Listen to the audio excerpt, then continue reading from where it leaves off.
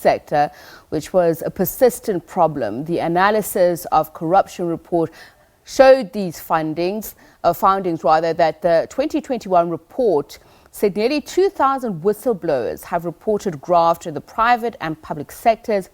Police corruption in South Africa, maladministration and abuse of power continue to dominate, accounting for 12% of the corruption reports, a problem which Corruption Watch says seems to be persistent since 2019. This intensified in the lockdown period where regulations were enforced. We're joined now by Melusi Ncala, who's a researcher at Corruption Watch, to speak about this. A very good evening to you, and thank you so much for speaking to us. Good evening, and thank you for having us today. Okay, let's just talk broadly. What types of corruption was revealed by the report? So this report, it covers the period between the 1st of January and the end of June of this year. And in this period, we received 1,964 whistleblower accounts. And as you've mentioned in your introduction, 12% of these are about police corruption. And in that, we find that issues of abuse of authority, dereliction of duty, as well as bribery and extortion are issues. These count for 37%, 34%, and 22%. This hotspot is then followed by COVID-related corruption, which counts for 8%. And then at 6% comes corruption in schools. And then at 4%, corruption in public housing.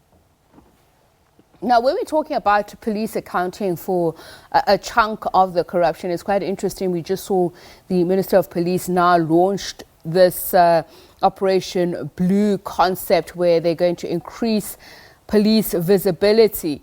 Visibility does not necessarily mean the absence of corruption, does it? Because he himself pointed to the fact that all of us, including police officers, know people who are criminals and somehow are shielding them from it. So just talk to us a little bit about how police are able to fudge the lines. Yeah, visibility does not mean it's there's corruption at all. Because if we have to go by the whistleblower accounts that we have received in this period, people are telling us about police officers and officials propping up criminal networks. So what we have is that perhaps police will actually protect drug dealers within communities, or they will allow these syndicates to operate in illegal shebeens, for example. And this is all to the detriment of ordinary community members who try to blow the whistle on corruption, or those who try to open cases.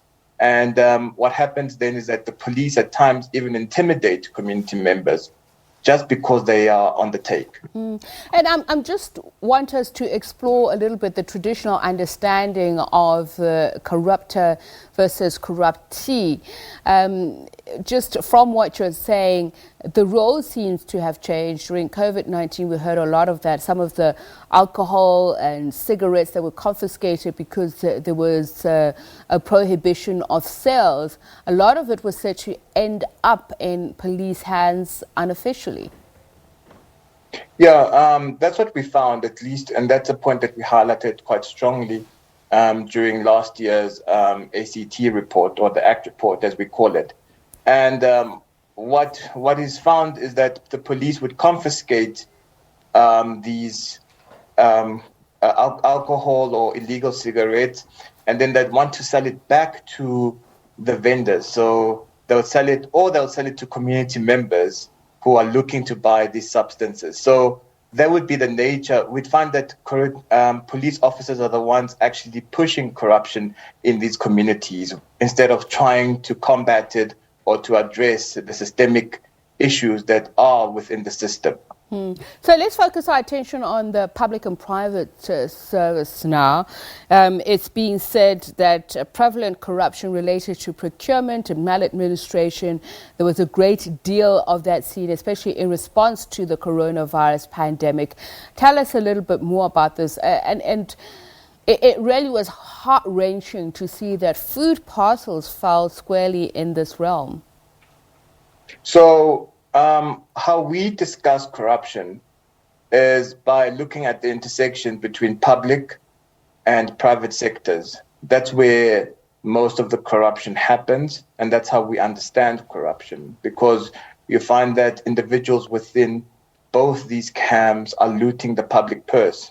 And this is all to the detriment of the ordinary people. So when we talk about these acts of corruption, it's across all these hotspots that we've just highlighted. And you find that in particular, in relation to the health sector, for example, we have a couple of incidents where companies would be defrauding the state, or at least would be awarded contracts to roll out vaccines, for instance, and these companies have ties with political figures.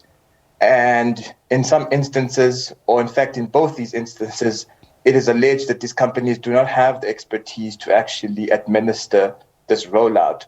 So those are the kind of cases we're looking at. And then in other instances, we have companies that operate like cartel structures within municipalities, and they pay officials kickbacks up to 10% or even 15% in some instances so that they can secure tenders. And this has been happening for decades in some instances. Okay, just to wrap up quickly, it was also quite alarming to see that there was corruption in schools, and the trends have been similar over the years. Tell us about this and how communities have been affected as a result. So when we talk about corruption in schools, the main issues that we're looking at it, employment corruption, abuse of authority, and a category that we have termed as sextortion. So sextortion, what we are highlighting here are acts of corruption that are perpetuated by principals or school governing body members, or even teachers in some instances, where they will force children to give them sexual favors so that they can give them good marks or higher grades. And it's still an ongoing problem, and we believe that something needs to be done. But it extends further than that, because now we've also have received a case or a couple of cases where general employees within schools are saying that principals are intimidating them, forcing them to sleep with them so that they can keep their jobs. So it's a widespread issue. All right. Thank you so much for speaking to us. Pity we don't have enough time to go through all the issues. Melusi Ncala, researcher at Corruption Watch.